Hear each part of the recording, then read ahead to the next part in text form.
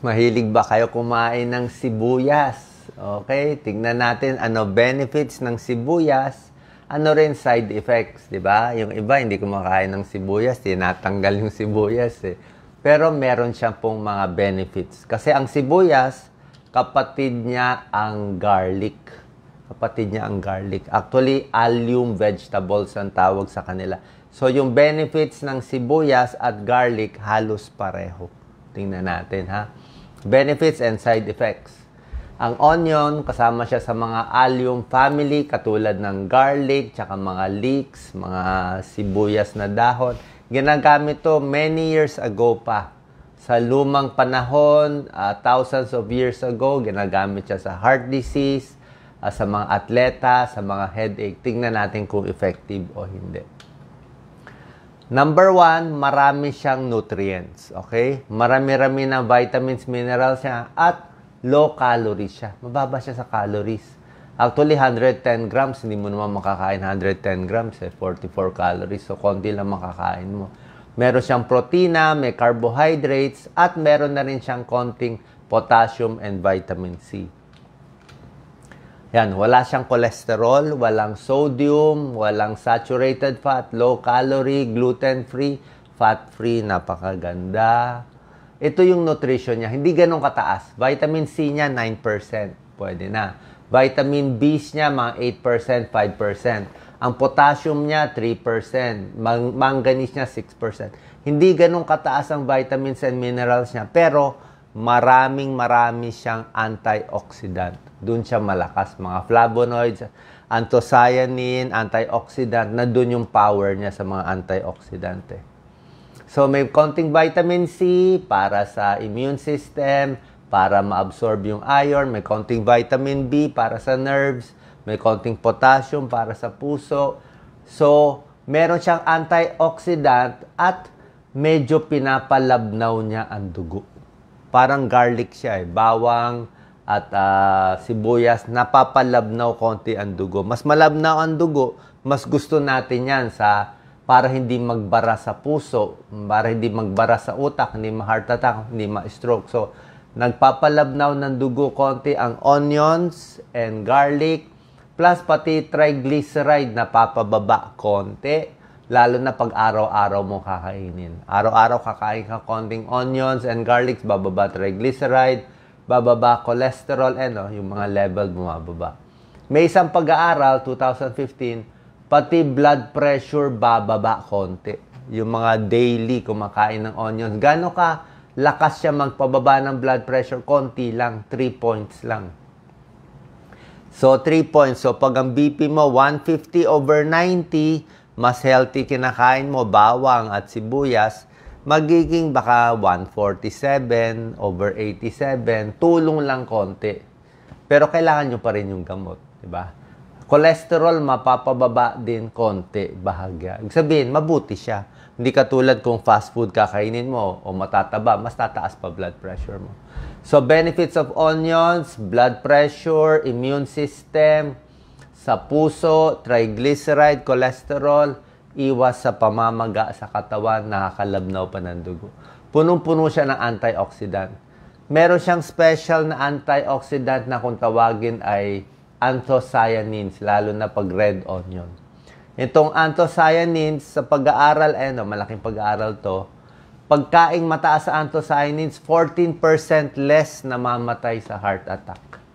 Ni-review ulit to noong 2019, less namamatay sa heart disease at heart attack pag maraming kinakaing sibuyas. Pero later on, discuss ko na rin konti yung bawang kasi halos magkapatid sila, halos pareho yung benefit. Meron siyang anti-cancer properties tulad din ng bawang. Sa sibuyas, less stomach cancer. Ayan, less colon cancer. So, sa tiyan. Less stomach cancer, prevents colorectal cancer, mga 15% lower. Sa mga test tube studies, pati tumor na babawasan. Pero ito hindi pa to sure.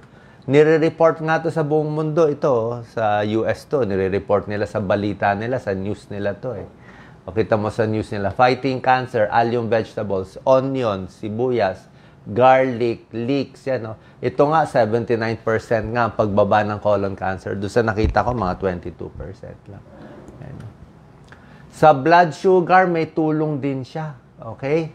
Yung mahilig kumain ng sibuyas araw-araw, bumababa ang fasting blood sugar. Mas na-absorb ng katawan yung blood sugar. Ayan, mas maganda. Kaya bumababa sa dugo. Sibuyas at blood sugar, may tulong konti. Pero syempre, siguro ililinaw ko na ngayon. Kung may diabetes kayo, may high blood kayo, tulong lang to kasi konti lang ang ibababa niya. Di ba? Kung mataas ang blood sugar nyo, mataas ang high blood nyo, pati cholesterol nyo, kailangan nyo pa rin yung gamot. Pero baka mabawasan nyo yung dosis ng gamot pag ito ang mas kinakain mo. Ang side effects ng sibuyas, mamaya natin di-discuss. Mamaya ubusin nyo ng 2 bulb ng sibuyas. Yan, may anti-diabetes effect. Para sa buto, may small study. 24 patients, mas pinapakain ng sibuyas araw-araw for 2 months. Mas tumigas ang buto. Yan, greater bone density. Antibacterial din siya, para siyang bawang.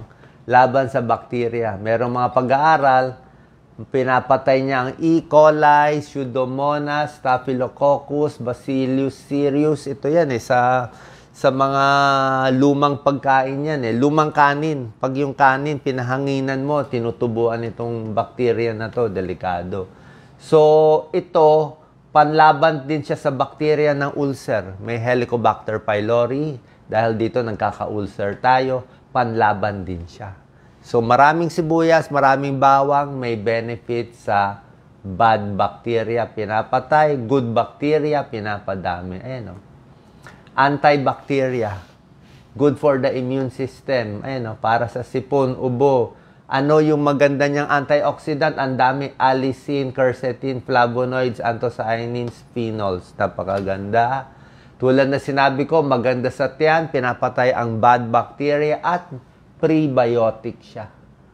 Meron siyang fiber na maganda, tumutulong sa good bacteria. So, better good bacteria, bawas sa bad bacteria.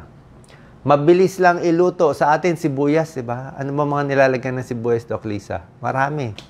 Kahit paksiw. Lahat ng ginisa. Oo. Diba? Pwede. Ako, sibuyas, kahit sa mga chicken sandwich, tuna sandwich, nilalagyan ko. Onion juice, pwede sa buhok. May konting pag-aaral to, May small studies na paglalagyan mo ng onion juice ang scalp natin, mas nai-irritate ang scalp, mas tumutubo, mas natatanggal yung dandruff. Kung may pera kayo, pwede kayo bumili ng mga binibenta sa mga Mercury at iba pang mga drugstore na para sa buhok. Okay naman yon. Pero itong onion juice, kung wala kayong pera, onion lang, tapos pinapahid na sa ulo. Parang may tulong konti. May small studies niyan. Okay? Kasi na-irritate niya yung scalp. Pag na-irritate yung scalp, may antibacterial siya, antifungal pa. So, napapatay niya yung mga bacteria, tapos na-irritate niya, mas tumutubo. Ano naman ang side effect, di ba? Ayaw ko naman kumain kayo na sobra dami. Mga ilang piraso lang siguro, di ba? Tapos baka, ang problem dito, masyado siya matapang minsan, baka ma-heartburn ka naman. Maganda siya sa tiyan, pero pa nasobrahan, baka pag prone ka mag-GERD, gastric reflux, baka sumakit yan mo. Kung may irritable bowel ka, pag nasobrahan, baka lalong kumulo yan mo. Pag allergy, konti lang siguro nag-allergy sa sibuyas. Irritate the eyes, di ba? Iiyak ka sa sibuyas. Wala naman masama, masakit lang sa mata. Bad breath, marami na bad breath. Siyempre, bawang, sibuyas, di ba?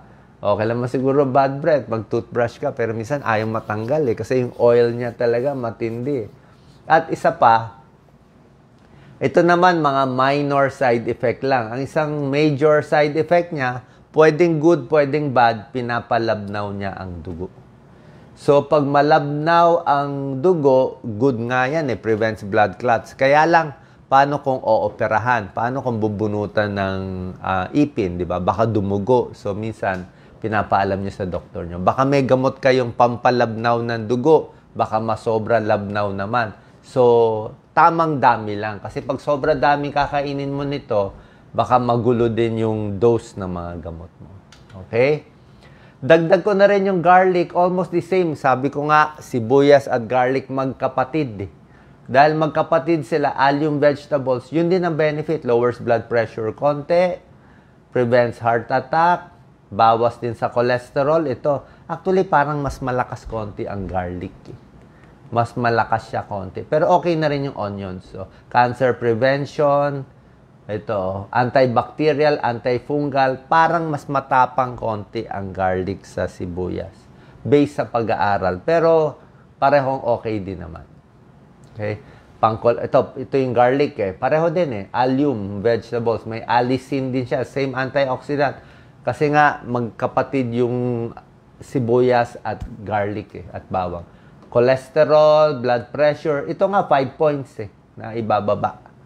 Eh, dun sa sibuyas, mga 3 to 4 points eh. Sa diabetes, okay din eh. Ayan, gum infection. Ang vitamins and minerals ng garlic, ganun din. Parang ganito rin, 7, 9%. Vitamin B niya, 13%. B6, mas mataas ng konti. Ganun din. Mainly do sa antioxidant ang benefit niya. So, saan po nakatulong to? Ang benefits ng sibuyas mainly at garlic din. So, tingnan nyo lang. Sa tamang dami, okay lang naman. May tulong sa inyo. Pero pag sumasakit na ang tiyan nyo, di bawas-bawasan nyo. So, ito po, mga healthy, natural, para mas gumaling tayo. Salamat po.